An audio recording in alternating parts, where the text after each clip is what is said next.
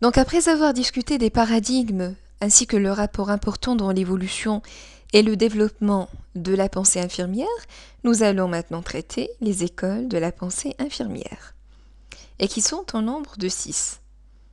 Donc en guise d'introduction, la discipline infirmière a connu donc une évolution remarquable au fil du temps par l'émergence de diverses conceptions regroupées en 6 écoles qui définissent 4 concepts centraux, à savoir la personne, l'environnement, la santé et le soin. De même, la façon dont ils s'articulent logiquement les uns par rapport aux autres. Commençons tout d'abord par la première école de la pensée infirmière et qui est l'école des besoins. Donc, les conceptions de cette école ont tenté de décrire les besoins de la personne ainsi que les activités spécifiques de l'infirmière en regard de ses besoins. La personne pour cette école aurait des besoins d'importance différente, allant des besoins de base, les besoins physiologiques, jusqu'aux besoins les plus complexes, tels que l'appartenance et l'estime de soi.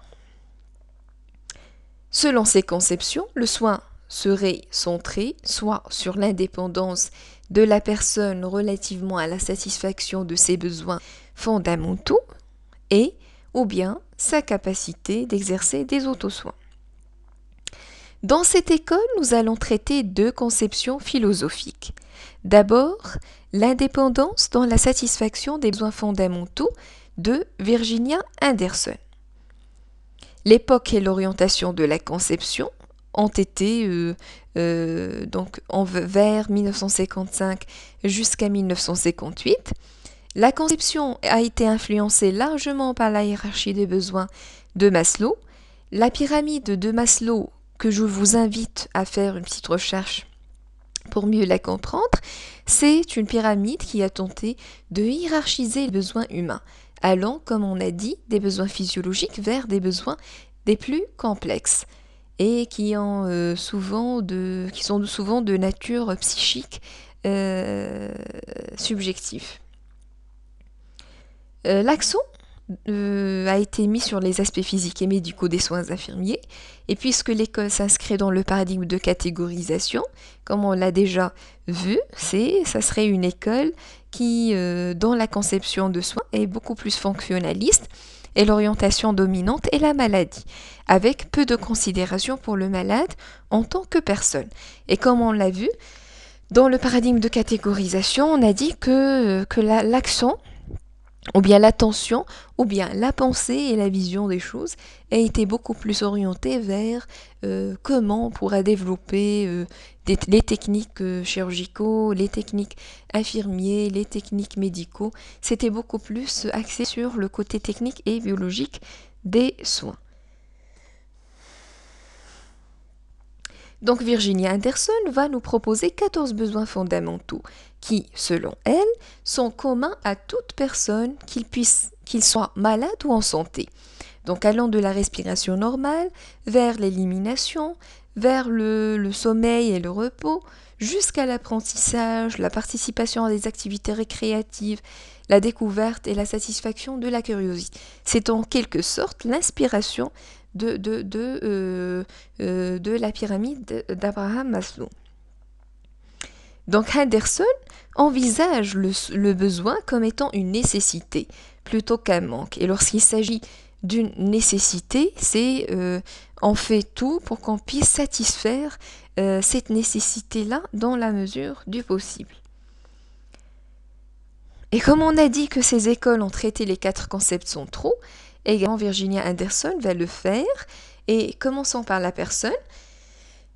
Pour Virginia Anderson, la personne c'est un tout complexe ayant 4 besoins fondamentaux. Et chaque besoin a des dimensions qui vont d'ordre biophysiologique et psychologique et socioculturel. L'environnement, c'est un milieu qui va agir soit positivement, soit négativement sur la personne ou l'état de santé de la personne. La santé, c'est une capacité que possède une personne de fonctionner de façon indépendante en regard de ses 14 besoins fondamentaux. Et le soin, on va constater que le soin n'est encore dans l'étape où il ne constitue encore qu'une aide apportée aux personnes malades ou en santé dans l'exécution des activités liées à la satisfaction de leurs besoins fondamentaux. Donc le but de la profession d'infirmière, c'est quoi? C'est de conserver et de rétablir l'indépendance du client pour qu'il puisse satisfaire lui-même ses besoins fondamentaux. Et donc ici, le rôle de l'infirmière, c'est quoi? Justement, c'est d'aider la personne à pouvoir à pouvoir satisfaire ses besoins sans aide, sans qu'il n'ait recours à une tierce personne. Donc, c'était ça le rôle principal de l'infirmière, c'est d'aboutir à la fin, de permettre à la personne d'être indépendante dans la satisfaction de ses besoins fondamentaux. Alors, les éléments clés qu'on peut ressortir de la conception de Virginia Anderson, c'est l'entièreté. Et l'entièreté pour Virginia Anderson se situe au niveau de la satisfaction des besoins dans leur complexité et également au niveau de l'indépendance relativement à la satisfaction des besoins qui est toujours selon Virginia Anderson une capacité que possède une personne de fonctionner sans aide en regard de ses 14 besoins fondamentaux.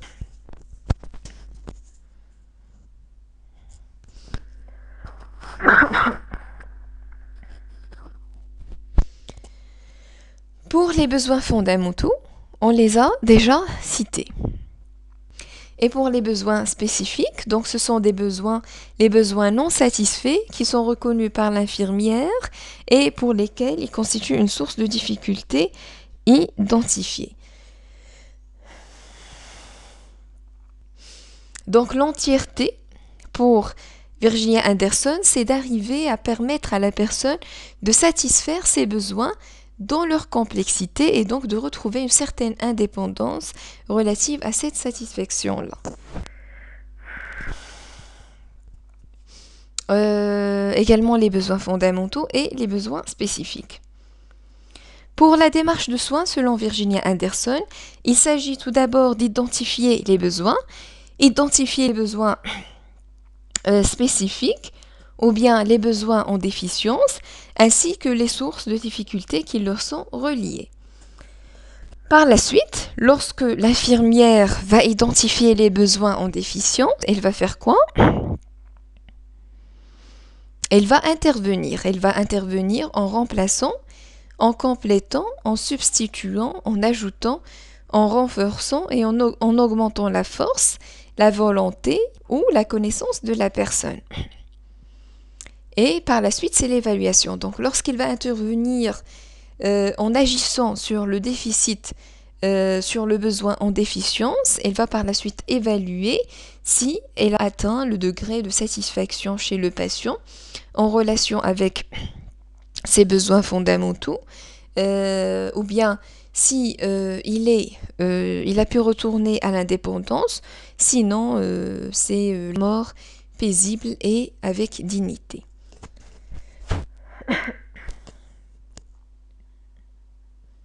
Donc la conception philosophique de Virginia Anderson était surtout basée sur cette capacité à donner au patient afin qu'il puisse retrouver l'indépendance relative à ses 14 besoins fondamentaux.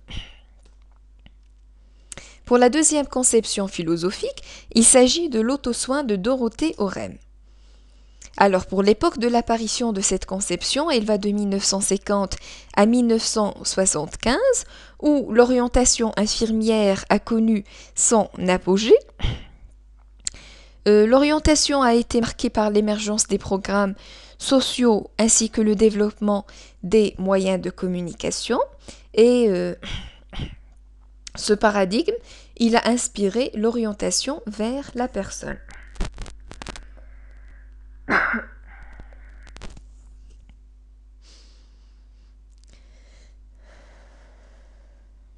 Pour les concepts du métaparadigme traités par Orem, alors la personne pour Orem, c'est un tout unique qui fonctionne sur les plans biologiques, symboliques et social. C'est également une unité qui possède des capacités, qui possède des aptitudes et également un pouvoir de s'engager dans des autosoins et de les accomplir. Pour l'environnement, pour OREM, c'est un ensemble de facteurs externes qui va influencer sur la décision de la personne afin d'entreprendre ou non des autosoins. C'est une partie intégrante de la personne. La santé, quant à elle, c'est un état d'intégrité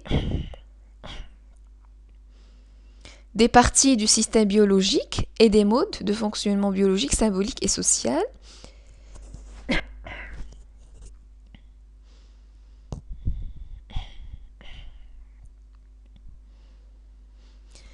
Le soin, quant à lui, c'est un service spécialisé qui va être centré sur des personnes ayant des incapacités relativement à l'exercice de l'auto-soin. C'est-à-dire que le soin va être surtout, va intéresser surtout les personnes qui ont justement cette inaptitude ou cette incapacité à pouvoir exercer des autosoins par la suite, c'est-à-dire lorsqu'ils vont quitter le milieu hospitalier.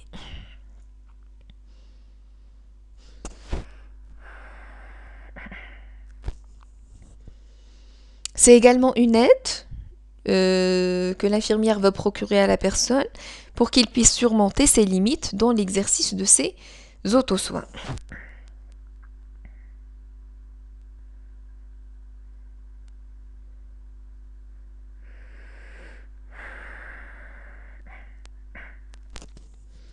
Donc l'auto-soin, c'est quoi? L'auto-soin, c'est une action acquise de façon volontaire et délibérée, c'est-à-dire elle est apprise par une personne dans son contexte socio-culturel afin de maintenir sa santé. C'est-à-dire que l'auto-soin, il doit être appris avant tout dans son milieu socio-culturel. C'est-à-dire qu'une personne qui a déjà cette notion de s'auto-soigner est une personne qui pourra adhérer facilement à l'auto-soin lorsqu'il s'agit d'un auto-soin spécifique.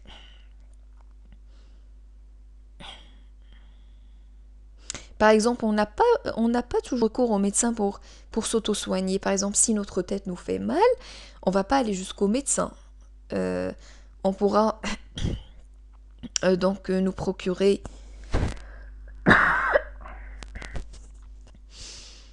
on pourra par exemple nous acheter un Doliprane ou bien si on attrape une grippe, alors on pourra ne pas arriver jusqu'au médecin. On pourra par exemple prendre de la vitamine C, prendre de la rhinomycine, prendre des médicaments, de la médication traditionnelle. Donc ça dépend. Donc, mais déjà, il y a cette notion d'auto-soin dans l'esprit de la personne pour pouvoir adhérer de façon volontaire et délibérée à l'auto-soin qui va être bien sûr proposé par l'infirmière. Donc l'incapacité à satisfaire sa demande d'auto-soin peut mener à un état de dépendance sociale. Les éléments clés de la conception d'OREM, on a d'abord l'auto-soin qui est une action apprise par une personne dans un contexte socio-culturel. On a l'agent d'auto-soin, c'est-à-dire la personne qui va entreprendre des auto-soins et qui doit se baser sur une décision volontaire et délibérée, bien sûr dans le but de maintenir sa santé et son bien-être ou ceux des personnes dont elle a la responsabilité. Et finalement, il y a le système de soins infirmiers qui comprend un ensemble d'interventions. C'est plus particulièrement un système d'activité, d'éducation ou de développement. C'est-à-dire l'infirmière qui va se baser sur la conception d'OREM, c'est une infirmière qui guide le patient, qui lui enseigne, lui apprend, l'éduque à comment s'auto-soigner lorsqu'il s'agit d'une maladie X.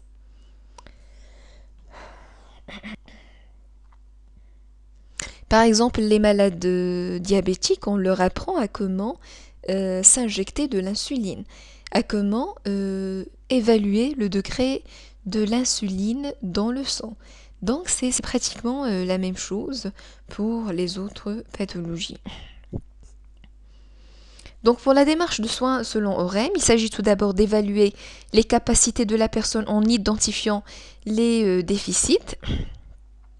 Par la suite, elle va organiser et planifier l'infirmière les activités selon 5 modes d'assistance. Elle va agir, elle va guider, elle va créer un environnement favorisant le développement de la personne et elle va prodiguer l'enseignement adéquat à la personne afin d'entamer des auto-soins précis en fonction de la pathologie qu'il présente. Par la suite, il s'agit de produire et de gérer les soins selon les systèmes de soins.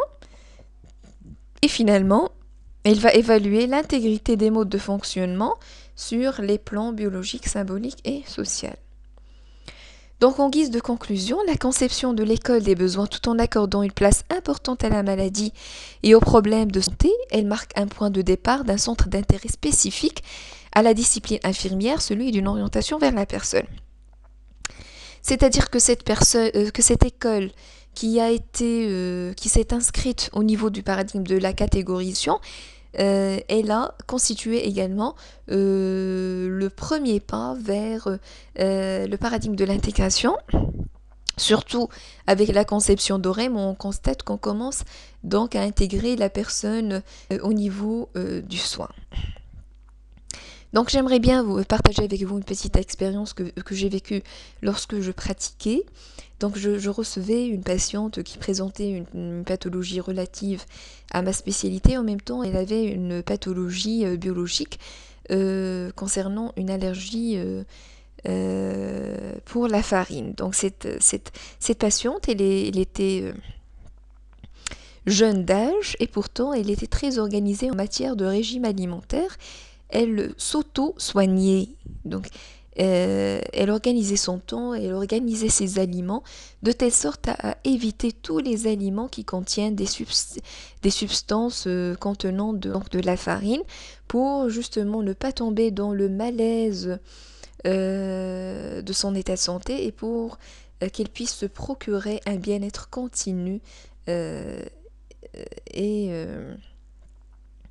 pour qu'elle puisse se maintenir en bonne santé.